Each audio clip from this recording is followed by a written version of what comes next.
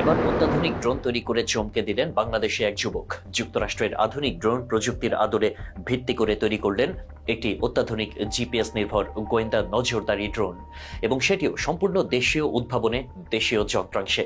এই ড্রোনটি শুধু একটি যন্ত্র নয়, এটি এক ধাক্কায় আমাদের জাতীয় সক্ষমতার, প্রযুক্তিগত দক্ষতার এবং আত্মনির্ভরতার শক্ত প্রতীক হয়ে উঠেছে।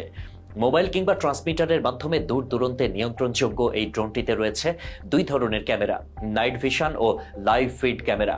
ফলে এটি দিনের আলোতেও যেমন রাতের আঁধারেও সমানভাবে ভূমিকা রাখতে পারবে। ব্যবহার করা হয়েছে উন্নত মানের ফ্লাইট কন্ট্রোলার ও জিপিএস সিস্টেম, যার মাধ্যমে যে কোনো এলাকার ম্যাপিং ও স্যাটেলাইট ভিত্তিক অবস্থান বিশ্লেষণ করা সম্ভব। ড্রোনটির ওজন 8 কেজি এবং এটি সর্বোচ্চ 5 কেজি পর্যন্ত বোঝা বহনে সক্ষম। ব্যবহার করা হয়েছে দুটি উচ্চ ক্ষমতা সম্পন্ন ইলেকট্রিক মোটর, যেগুলোর প্রত্যেকটি 5 কেজি পর্যন্ত থ্রাস্ট দিতে পারে।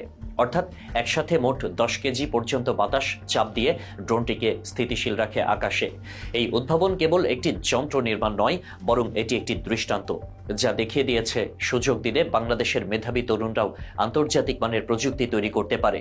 তাদের চিন্তা শক্তি, দক্ষতা এবং সাহস আছে, প্রয়োজন শুধু পৃষ্ঠপোষকতা ও রাষ্ট্রীয় উদ্যোগ। এই ড্রোনটি গোয়েন্দা নজরদারি, সীমানা পর্যবেক্ষণ, দুর্যোগকালীন উদ্ধার তৎপরতা কিংবা যুদ্ধক্ষেত্রে নজরদারির মতো জটিল ও কৌশলগত কাজে গুরুত্বপূর্ণ ভূমিকা রাখতে পারে। আর যদি এই উদ্ভাবনের রাষ্ট্রীয় স্বীকৃতি ও গবেষণা সহায়তা পাওয়া যায়, তবে এই প্রযুক্তি আরও উন্নততর করা সম্ভব। এভাবে যদি অন্তত 100টি এমন ড্রোন দেশে তৈরি করা যায়, তাহলে বিদেশ থেকে কোটি কোটি টাকা ব্যয়ে যুদ্ধযান ড্রোন আমদানির প্রয়োজন পড়বে না। অর্থনীতির সাশ্রয় হবে, সাথে তৈরি হবে নতুন কর্মসংস্থান, তৈরি হবে একটি স্বকীয় প্রতিরক্ষা ব্যবস্থা। এই তরুণকে এবং এমন উদ্ভাবনকে শুধু প্রকাশ্যে নিয়ে আসাই যথেষ্ট নয়, এটি হতে পারে প্রতিরক্ষা গবেষণা প্রতিষ্ঠান, বিশ্ববিদ্যালয়ের গবেষণা বিভাগ কিংবা রাষ্ট্রীয় প্রযুক্তি মন্ত্রণালয়ের সঙ্গে যুক্ত একটি বড় উদ্যোগের ভিত্তিপ্রস্তর।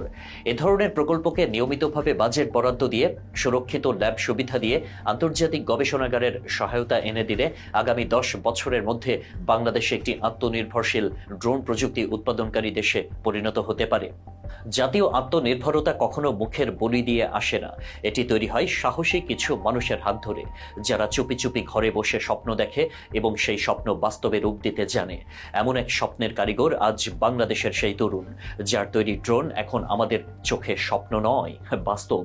তাকে অভিনন্দন, কিন্তু তার চেয়েও বেশি দরকার তাকে সুযোগ দেওয়া, কারণ একজন যুবকের তৈরি ড্রোনই কখনো কখনো একটি দেশের আত্মমর্যাদার উচ্চতা নির্ধারণ করে দেয়।